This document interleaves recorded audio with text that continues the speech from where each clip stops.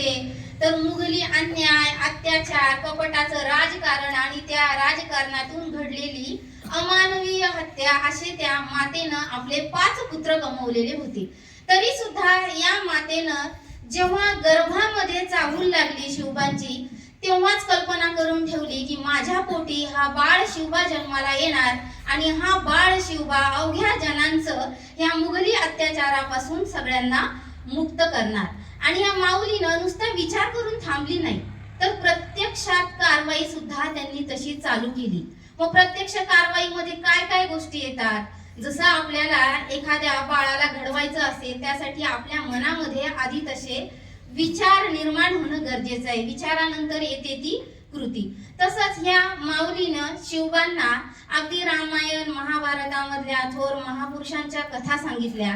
आणि जेव्हा संभाजीराजे त्यांच्या सोबत शहाजीराजे जिजामातांसोबत नसत, तेव्हा पूर्ण पुण्याची सुभेदारी जेव्हा जिजामातांनी सांभाळली, तेव्हा या अवघ्या छोट्याशा शिवबाला 12 वर्षाचा असताना त्या आपल्या जवळ घेऊन बसायच्या सदरेवर आणि सगळे राजकारणाचे धडे, मुत्सद्दीपणा काय असतो, निर्भीडपणा कसा ठेवायचा, अन्यायाशी तडजोड कशी करायची आणि ह्या अन्यायाला हाणून कसं पाडायचं, हे सगळे धडे या माऊलीने आपल्या शिवबांना दिले। आणि हे करत असताना खूप मोठा संघर्ष जिजामातांना करावा लागला। आणि 1 नाही 2 नाही 5 पुत्र गमावून सुद्धा या मातेनं परत एकदा बलिदान झालं तर झालं, पण जनता मात्र सुखी राहिली पाहिजे या भावनेपोटी शिवबांना घडवलं। आणि शिवबा सुद्धा आपल्या आईचा शब्द न शब्द झेलत त्याचप्रमाणे ते घडत गेले। आपण शिवाजी महाराजांचा इतिहास जर अभ्यासला तर अवघा इतिहासामध्ये जसं इतिहास लेखनासाठी साहित्य लागतं ना, तशी ती शाई म्हणजे आपल्या जिजामाता आहेत। जिजामातांनी शिवबांना ज्याप्रमाणे घडवलं, आज आपण शिवाजी महाराजांना जाणता राजा म्हणतो। ह्या जाणता राजा म्हणण्यामागं त्यांचं जे व्यक्तिमत्व होतं ते घडवण्यामागे खरा वाटा कुणाचा आहे तर जिजामातांचा आहे। एक छोटासा प्रसंग सांगते। शिवाजी महाराज जेव्हा 12 वर्षाचे होते, 12 वर्ष म्हणजे कितवीला असतील बरं शिवाजी महाराज? आता आपल्या वयाचा विचार केला तर मुलांसाठी कितवीला? अंदाजे 6वी 7वीचं वय, बरोबर आहे। मग 6वी 7वीच्या मुलाला बघा पुण्याची सुभेदारी सांभाळायची जबाबदारी जिजामातांनी त्यांच्यावर सोपवली।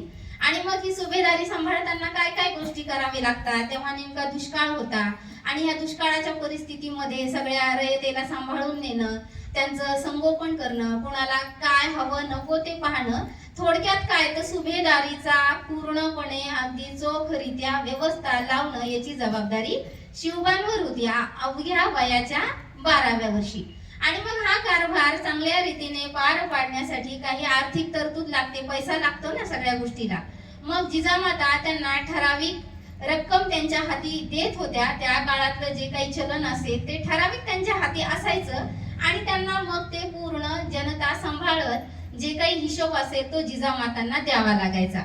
म्हणजे बघा अवघ्या 12 वर्षाच्या त्या बाल शिवबाला, म्हणजे आता आपण 6वी 7वीच्या मुला मुलींचा जर विचार केला तर 6वी 7वीच्या मुलाला पूर्ण सुभेदारीची किंवा जो काही प्रांत आहे त्याचं आर्थिक व्यवस्थापन शिकवणारी ही माऊली म्हणजे किती महान। आज जर आपण आपल्या मुलांचा विचार केला इथं 6वी 7वीच्या, तर आपण खरंच अशा पद्धतीनं वागतो का बरं? आपण आपला पैसा कशासाठी वापरतो? फक्त स्वतःसाठी, ज्याला आपण पॉकेट मनी म्हणतो नाही का? पण त्या काळामध्ये त्या माऊलीनं शिवबांना या पद्धतीनं घडवलं, म्हणून शिवबा पुढं घडत गेले।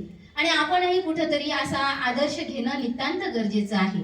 जिजामातांविषयी सांगायचे प्रसंग तसे खूप आहेत, पण एक स्त्री म्हणून जेव्हा त्यांचा विवाह झाला, विवाहानंतर काही वर्षातच दोन्ही घरांमध्ये खूप अगदी म्हणजे टोकाचं वैमनस्य निर्माण झालं। त्याच्या मागे काही कारणे पण होती, पण ह्या माऊलीनं माहेरचं गणगोत पूर्णपणे सोडून दिलं आणि आपल्या नवऱ्याच्या पाठीशी अगदी खंबीरपणे उभी राहिली। आता त्यांची जर आपण भूमिका विचारात घेतली तर त्यांच्या आई वडिलांनी त्यांच्यावर जे संस्कार केलेले होते की एक स्त्री म्हणून तुला कसं जगायला पाहिजे, ते संस्कार त्यांनी अगदी शेवटपर्यंत निभावले आणि आपल्या पतीची साथ दिली। कालांतराने हे नाते सुरळीत झाले, पण त्या विशिष्ट कालावधीमधला जो संघर्ष होता तो सगळा संघर्ष मा जिजाऊंनी सहन करत आपल्या रयतेला तर सांभाळलं आणि सर्वसामान्यांना छत्रपती सुद्धा बहाल केले।